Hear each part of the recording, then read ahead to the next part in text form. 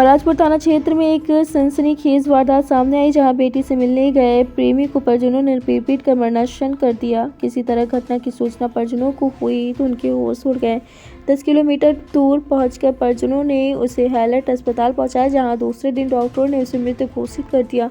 मृतक की मौसी की तहरीर पर पुलिस ने प्रेमिका, उसके पिता, मां और 2 भाई के खिलाफ गैर इरादतन हत्या और मारपीट में एफआईआर दर्ज करके पिता और एक भाई को गिरफ्तार कर लिया।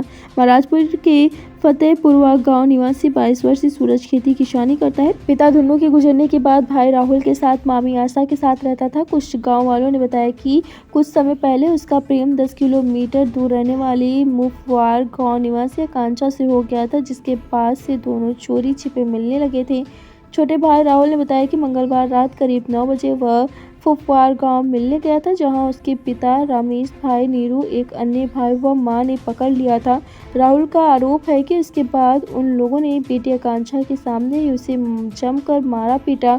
उसके बाद से उसे उठाकर बाहर फेंक दिया। किसी तरह घटना की जानकारी उससे लगी तो वह अन्य परिजनों के साथ मौके पर पहुंचे, जहां युवती के परिजनों ने जमकर गाली गलौज करते हुए उसे उठा ले जाने की धमकी दी। नाजुक हालत में किसी तरह उसे हैलट पहुंचाया गया। घटना के बाद परिजनों में कोहराम मच गया है। परिजनों का रो का बुरा हाल है। सूचना पर पहुंची पुलिस ने शव को पोस्टमार्टम के लिए भेज दिया।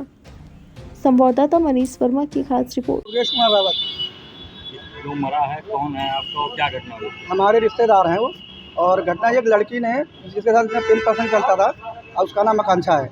उनने फुफवार गांव है जो, वहाँ बुलाया उसको, धोखे से बुलाया एक तरह, और बुलाने के बाद उसे परिवार के जितने भी सदस्य 4 से 5 लोग, उन लोगों ने उसको बहुत बुरी तरीके लाठी डंडों से, लोहे रॉड वगैरह से बहुत बुरी तरीके मारा।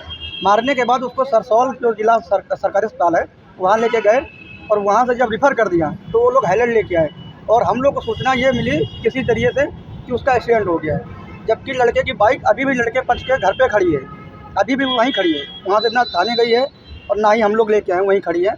और यहाँ आने के बाद पता चला उसकी मृत्यु हो गई है, और पुलिस ने एफआईआर दर्ज करी है 304 यानी गैर इरादतन हत्या का मुकदमा दर्ज करा है। जबकि ये हत्या का मुकदमा है, हो सकता है पुलिस को इसमें कुछ मिल गया हो, उसके कारण उन लोगों ने इस तरह का मुकदमा दर्ज करा। जबकि हत्या मुकदमा और गैर इरादतन हत्या मुकदमा दर्ज करा। किसी आरोपी की अरेस्टिंग हुई है? शायद 2 लोगों की अरेस्टिंग हुई है, अभी लड़की नहीं है, और उसके 2 भाई और हैं, उनका भी नाम एफआईआर में नहीं, जबकि वो भी मारने में थे, उनका भी नाम एफआईआर में नहीं दर्ज करा पुलिस ने। इसका मतलब है कि पुलिस को कुछ न कुछ साठ गांठ रही है, अभी तुम लोग का एफआईआर में नाम नहीं दर्ज हुआ है। बस मैं इतना ही कहना चाहता हूँ कि इन लोगों के खिलाफ किसी तरह की कार्रवाई हो, कड़ी से कड़ी। जबकि सीओ साहब ने कल हम लोग को आश्वासन भी दिया, इनके खिलाफ कड़ी से कड़ी कार्रवाई होगी। देख लीजिए पुलिस प्रशासन की कार्रवाई कितनी हुई। एक तो उसको मार भी दिया जान से, और बुला के उसको जान से मार दिया, और घटना क्या दिखाई, गैर इरादतन हत्या की है। जबकि गैर इरादतन नहीं है, 302 का मुकदमा है, और दर्ज क्या करा 304। सर राहुल नाम है। कौन है? वो मेरा भाई है। क्या घटना हुई?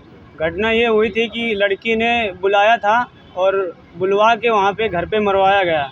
वहाँ पे घर पे बुलवा के मरवाया गया, और फिर उसके बाद क्या बोलते हैं कि वो उसको मेरे पास फ़ोन आया कि वो लड़के को एक्सीडेंट हुआ है, ऐसा बताया गया मेरे को। तो हमने कहा ठीक है आ रहे हैं। तो यहाँ पहले बुलाया कि महाराजपुर थाने में आओ, फिर उसके बाद थोड़ी देर में तुरंत ही कॉल आया कि तुम हैलट पे आओ। तो ये 2 मिनट में हैलट पहुँच गए, और ऐसा बढ़ा चढ़ा के बता दिया हमको, और यहाँ हैलट में आए तो भाई को बिल्कुल देखा हमने, तो उसका सर फटा था, यहाँ गांठी वाठी सब तोड़ ताड़ दी थी। तो फिर उसके बाद हमने देखा कि भाई को फिर मैंने एडमिट करवाया, फिर दवा वहाँ चालू हुई तो वो थोड़ी देर बाद में ख़त्म हो गया। ऐसा हुआ। चाहते ये हैं कि उनको कड़ी से कड़ी सज़ा मिले। आज थाना महाराजपुर में श्रीमती आशा के द्वारा सूचना दी गई कि उनके भांजे सूरज को कुछ लोगों ने काफ़ी मारा पीटा है, जिसके बाद उसकी इलाज के दौरान मृत्यु हो गई।